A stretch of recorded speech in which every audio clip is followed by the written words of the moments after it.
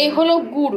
হ্যাঁ, নারকেলের পুর এটা। এটা নারকেলের পুরটা, এটা চালের গুঁড়ো ওখানে ডিপ করবে, করে এটা রসে ফেলে তেলে যাবে, এরপরে এটা যাবে উইচে।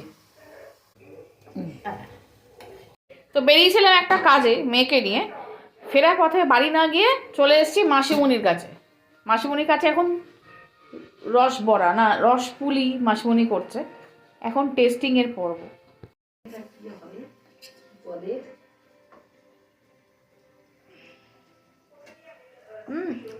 নরম হয়েছে মাসিমণি, দুর্দান্ত খেতে হয়েছে গো। হয়ে যাবে বলছিস? কি নরম। যে এটা হচ্ছে মিষ্টি আলুর রস বড়া। রস বড়া মানে কি, এখন ভাজা হচ্ছে, এরপর রসের চোবানো হবে। মাসুনি বাড়িতে অতি বিরক্তিকর একটা শো, যেটা কেউই দেখছে না।